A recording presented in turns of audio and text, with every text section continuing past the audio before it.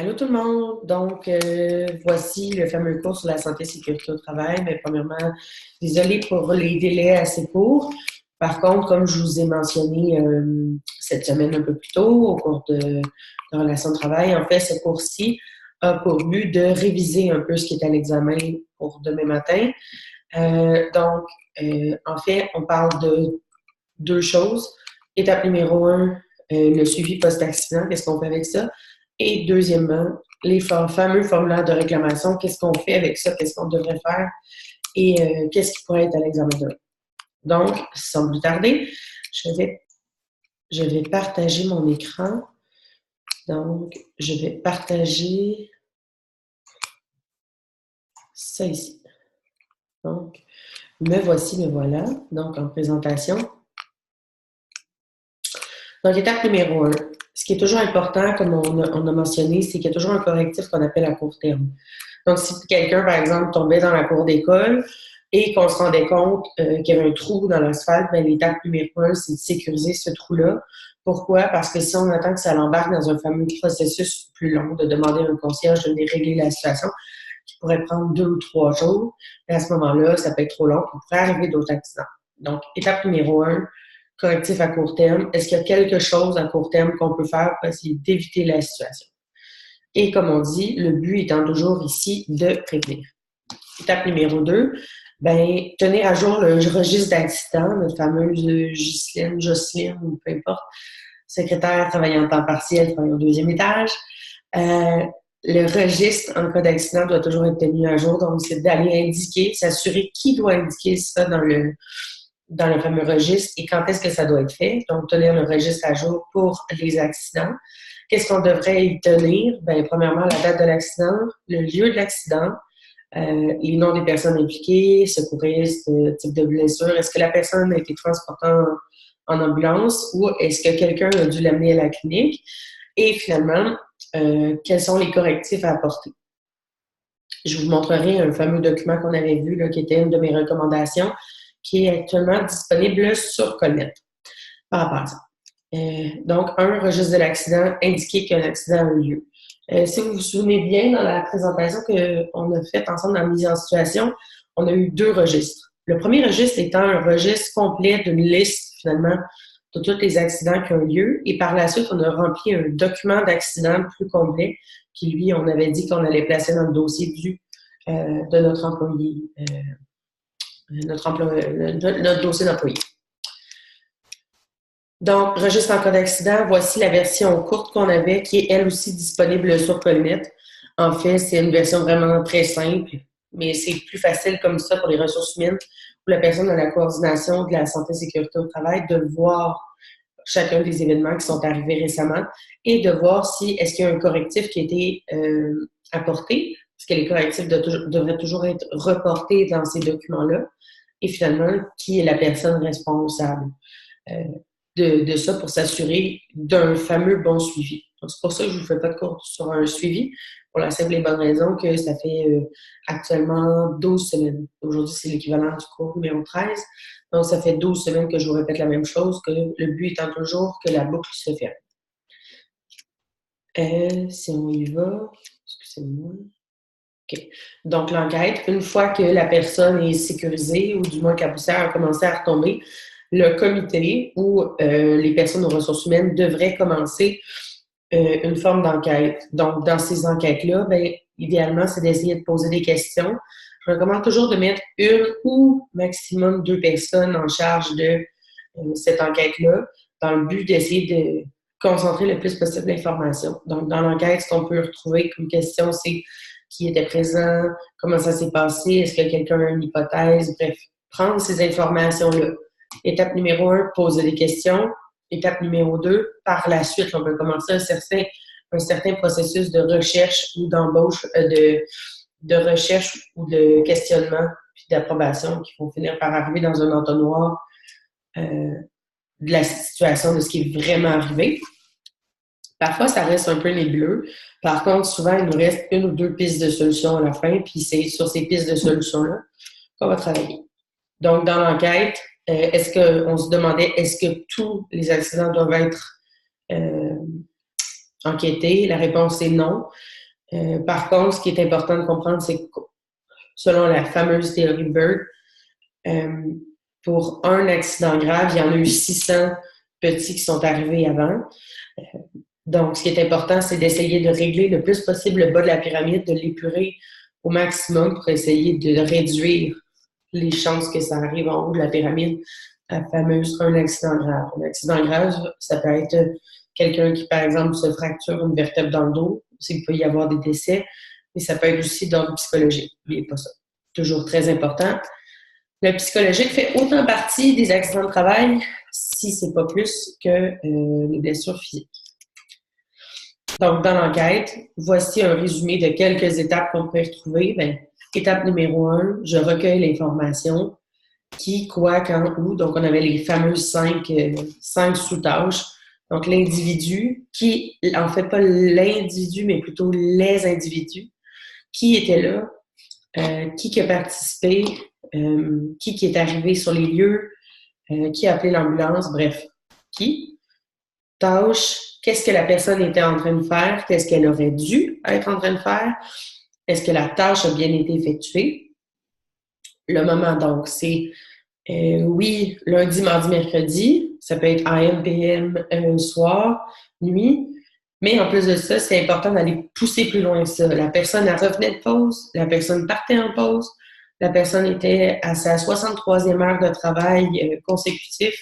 Bref, aller faire une enquête puis poser des questions un peu plus loin que la fameuse évidence du lundi, mardi, mercredi. Le matériel, quel matériel était utilisé? Donc, si on se souvient bien, quand Alex s'est fracturé le bras, il était en train de se promener avec une charge très lourde de reculons.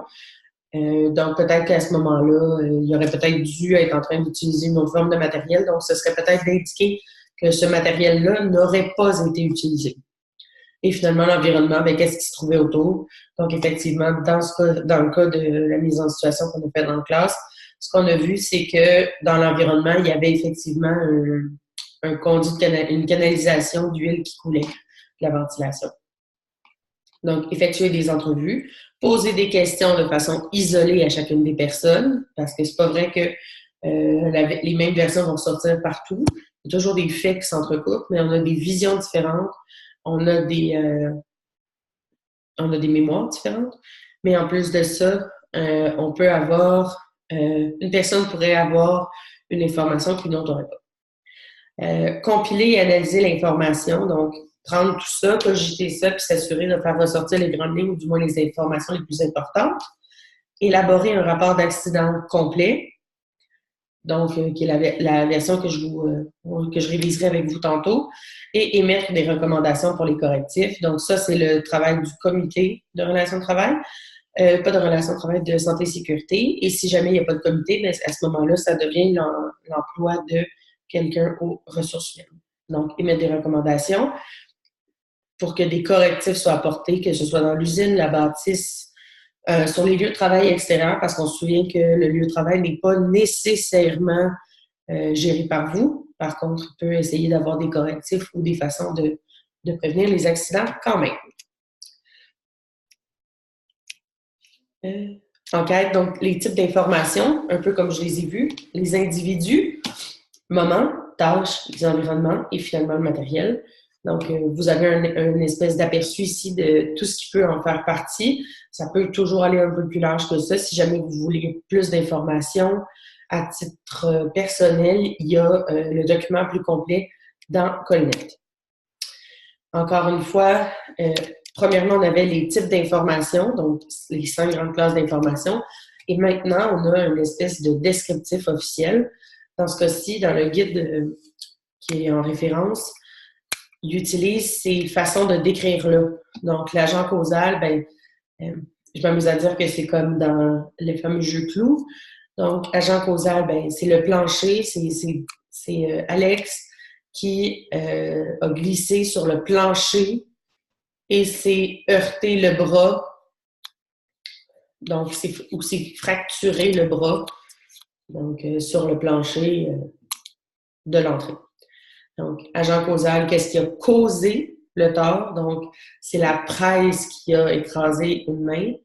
Le type de contact, j'ai eu une répétition en forçant après une boîte, j'ai marché sur, bref, c'est l'action.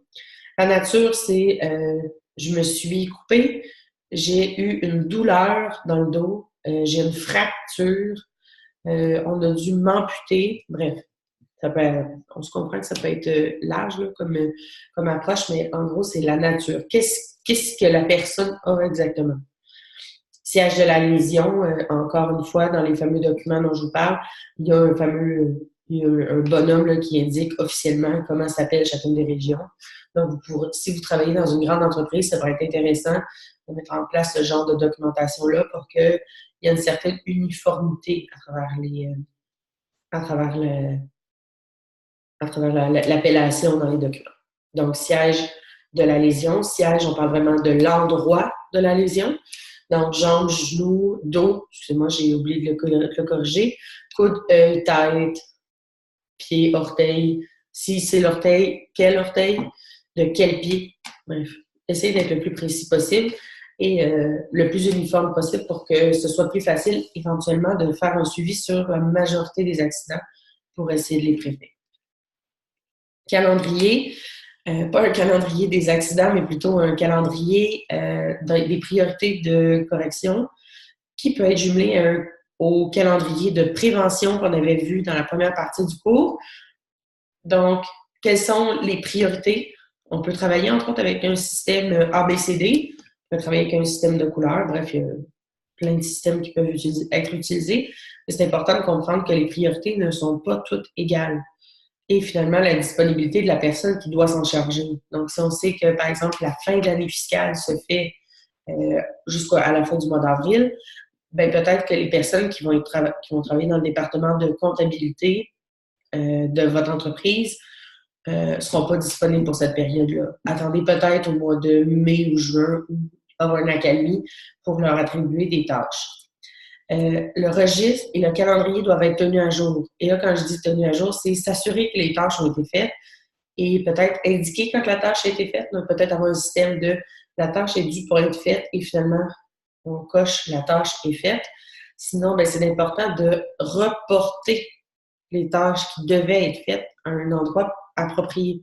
Donc, c'est pas parce que le moment est passé, la date est passée qu'on ne doit plus le faire. Donc, toujours s'assurer de faire un suivi. Et encore une fois, c'est le fameux comité où la personne à coordination aux ressources humaines ou à la santé et sécurité qui doit s'occuper de ça. Ça, c'est un exemple. Dans ce cas-ci, c'est vraiment plus un calendrier de prévention. Mais par contre, mais plutôt, ce serait une bonne idée de jumeler les deux ici. Peut-être avec des codes de couleurs différents, des formes d'écriture. Une fois, c'est en gras, des fois, c'est pas en gras. Donc, entre la prévention et la réparation ou l'amélioration qui a besoin d'être faite. Assignation des tâches. Ben là, non seulement il faut faire la tâche, mais l'assigner à la bonne personne. Donc, qui est la meilleure personne pour réaliser les tâches? C'est pas vrai que les ressources humaines sont les meilleures personnes pour réaliser des tâches qui, par exemple, sont dans l'usine. Donc, s'assurer que la personne a les moyens. Donc, si on veut que la personne fasse réparer, par exemple, le système de climatisation, comme dans notre mise en situation, mais s'assurer que la personne a le budget pour le faire. Et finalement, le temps. Donc, encore une fois, comme je l'ai mentionné là, pour l'exemple des gens qui sont dans la comptabilité. Et finalement, s'assurer que la personne a bien compris la nature de la tâche et le correctif à apporter. Donc, A, fait réparer l'air climatisé. Si on donne ça comme tâche, par exemple, à une réceptionniste qui travaille devant, bien, peut-être que dans sa tête, l'air climatisé, c'est qu'elle ne fonctionne pas. Il n'y a pas nécessairement de problème de fuite. Donc là, peut-être que ce ne sera pas bien fait. Donc, s'assurer que la personne comprend bien pour que le correctif soit correctement apporté. 5, le suivi. Donc, non seulement faut faire la tâche, mais il faut qu'il y ait quelqu'un qui s'assure que la tâche soit faite. Donc, il doit y avoir quelqu'un en charge du calendrier qui va aller valider avec les instances qui ont été attitrées au correctif, de s'assurer que ça a bien été fait. Donc, de s'assurer, premièrement, que le correctif est fait, mais qu'il est bien fait. et de s'assurer du suivi rigoureux. Donc, ça peut arriver, par exemple, qu'il y a eu une urgence et que la personne a dû s'absenter et que la tâche n'a pas pu être faite. Donc, c'est vraiment de faire le suivi pour s'assurer que, à ce moment-là, la tâche sera reportée. Et finalement, s'assurer que non seulement le suivi est fait, mais que les reports de suivi sont entrés dans dans la fameuse documentation.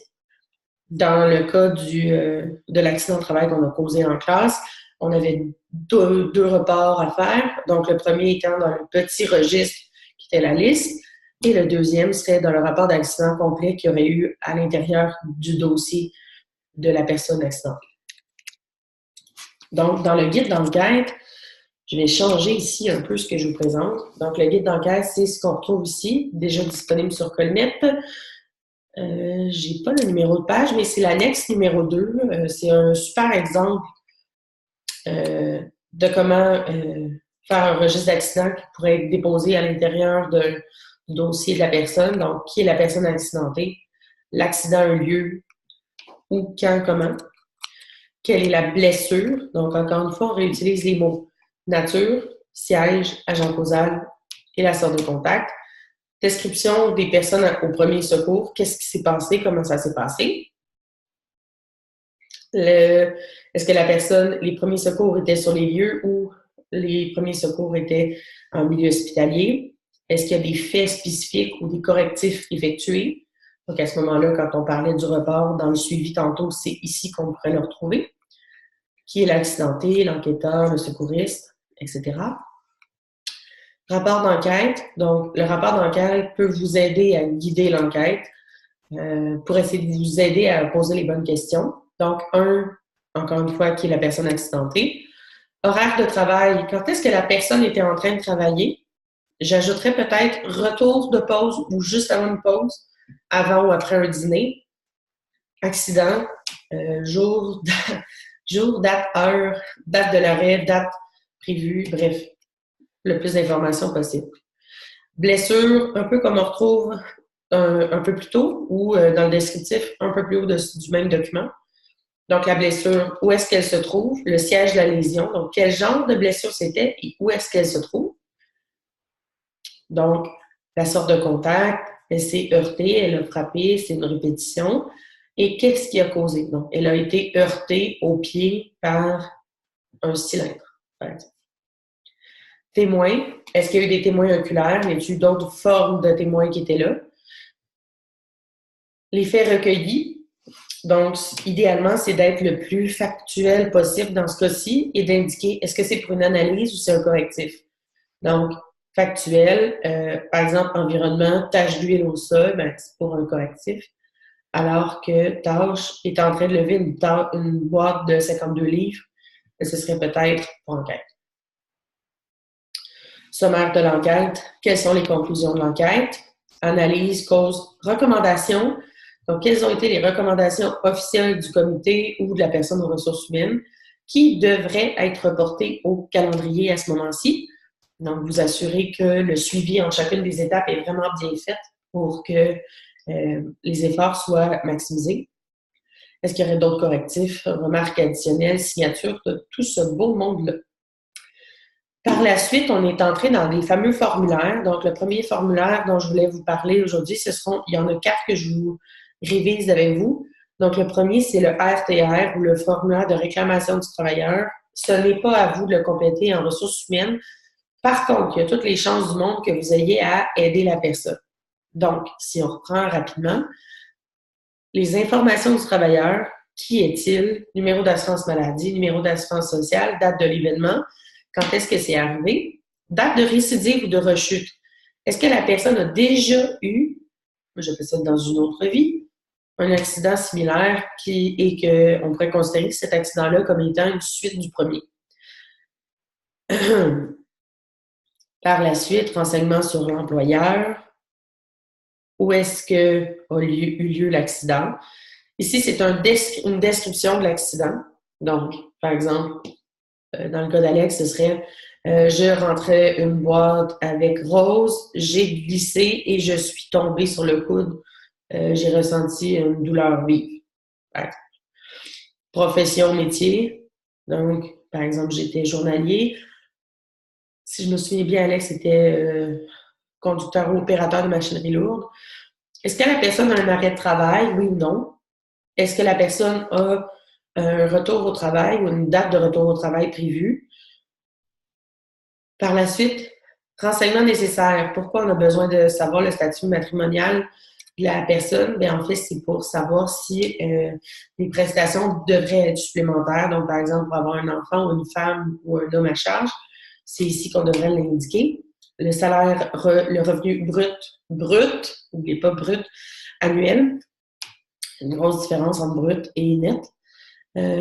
Quel genre occupez-vous plus qu'un emploi? C'est ici qu'on l'indique pour pouvoir être indemnisé. Et finalement, est-ce que l'employeur continue à payer les 14 prochains jours? Donc, par exemple, si vous avez un arrêt de travail pour un équivalent d'un mois, ben là, on n'oublie pas que les 14 premières journées sont couvertes par l'employeur et la suite sera directement couverte par la CNESST. Réclamation pour une orthèse, déclaration d'autorisation. J'autorise que l'information, non seulement j'autorise que mes informations sont véridiques, mais en plus j'autorise à recueillir des renseignements relatifs à mon état de santé. Donc, la CNESST se donne le droit d'ouvrir un dossier à votre nom pour recueillir de l'information. Donc, vos prescriptions médicales, les suivis de rapport, des documents de réclamation, etc. Donc, c'est ce qu'on retrouve ici. Donc, il y a la CNESST, l'employé et l'employeur qui auront une copie de ceci.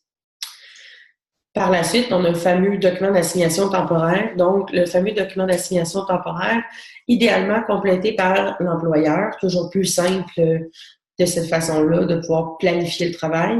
Donc, on retrouve souvent les mêmes numéros, les mêmes informations demandées.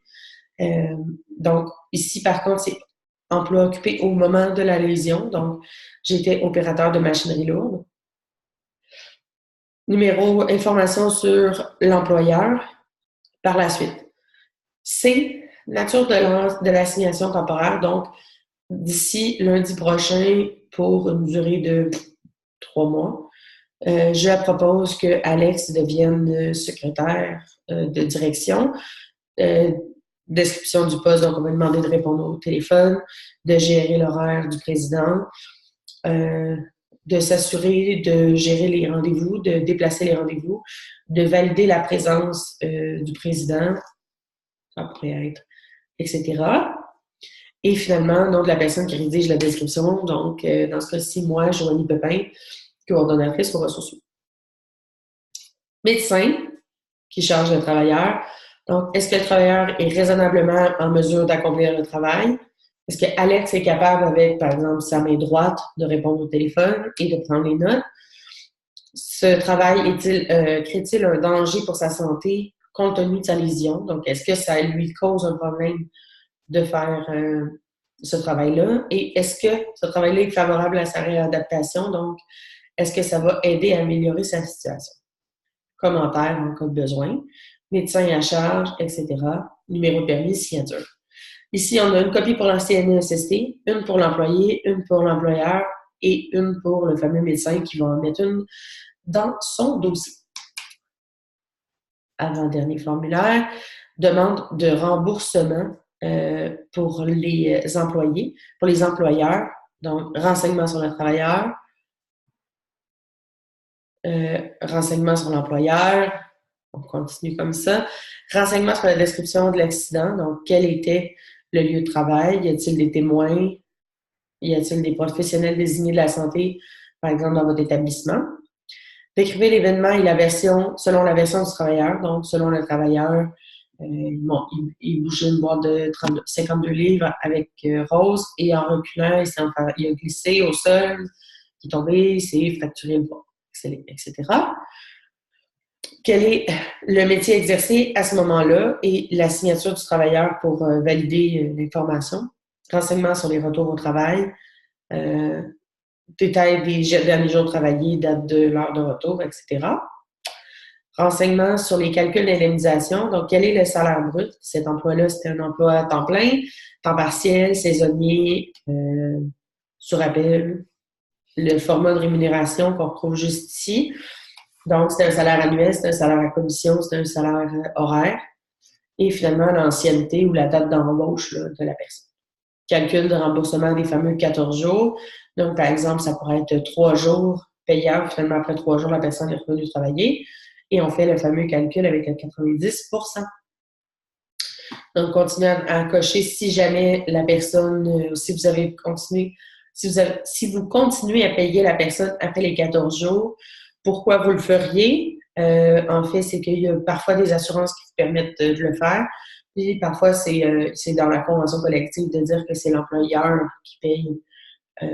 Puis ça peut être à la hauteur de plus de 90% à ce moment-là. Finalement, conformément à la loi, voici le numéro de la date à laquelle vous remplissez le formulaire et le nom de la personne qui emploie la personne ou la personne du représentant. Dans ce cas-ci, ça pourrait être moi, par exemple, Joanne Pepin, coordonnatrice aux ressources humaines pour l'entreprise XYZ, par exemple.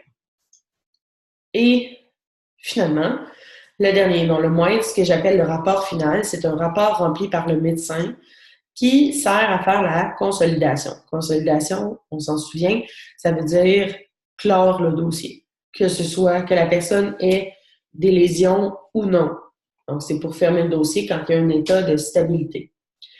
Ici, souvent, on va plaquer l'information, donc ça va contenir le numéro d'assurance maladie, le nom, le prénom de la personne, l'année, la date d'expiration et la date de naissance de la personne, oui. Donc, ici, les informations du médecin, date de l'origine de l'événement, date de la rechute ou non, date de la visite. Numéro de dossier, si jamais vous l'avez à ce moment-là, vous pouvez toujours l'indiquer, sinon c'est la CNESST qui l'indiquera. Donc, diagnostic final de la lésion professionnelle. Donc, il y a un diagnostic initial qui, lui, a dit, par exemple, fracture, peu importe, fracture de l'avant-bras. Et le diagnostic final, bien, ça pourrait être, par exemple, limitation, la personne pourrait avoir une limitation sur le mouvement. Donc, ça pourrait être le diagnostic final. Atteinte permanente ou à l'intégrité physique ou psychique ou une limitation fonctionnelle. Donc, on demande au médecin de dire est-ce qu'il y a eu une lésion professionnelle permanente à l'intégrité physique ou psychique? Oui, non. Est-ce qu'elle entraîne une limitation fonctionnelle, oui ou non? Si oui, ces limitations sont-elles aggravées par une limitation fonctionnelle antérieure? Donc, est-ce que la personne avait une limitation prévalente à celle qui est maintenant en place? On verrait ça, par exemple, dans le cas où ce serait un dossier de rechute. Donc, consolidation, aujourd'hui, en ce 25 avril ensoleillé, maintenant, en ce 25 avril 2019, je consolide le patient. Si jamais il y a un rapport d'évaluation médicale de planifier, bien, c'est d'indiquer la date, nom de la visite ici à Blainville aujourd'hui. Si oui, produisez un rapport médical si jamais le besoin se fait. Si jamais on préfère ne pas le faire, référer le travailleur à un autre médecin pour qu'il le fasse. Donc, par exemple, au médecin de famille, si vous êtes médecin spécialiste, signature du médecin. Donc, si mon médecin est non participant à la RAMQ, on oublie le projet dans ce cas-ci, là, ça devient un peu complexe et pas besoin de se souvenir de ces portions-là. Donc, ce qui est important, par exemple, c'est de savoir que la CNESST en aura une copie, l'employeur, l'employé et le médecin. Donc, c'est ce qui conclut le fameux dossier avec le dossier de fermeture à la fin. Donc, c'est ce qui conclut un peu ce qui est matière à examen demain. J'espère que le tout est clair pour vous. Je vous demanderai fort probablement de compléter un des formulaires qu'on a vu aujourd'hui pour valider là, que vous avez bien compris comment les choses pourraient se passer. Sinon, on se revoit demain pour, en premier temps, l'examen et en deuxième temps, l'examen final. Donc, on ne lâche pas la gang. Dans 24 heures, votre formation est finie et il ne restera que votre stage. Bye, gang!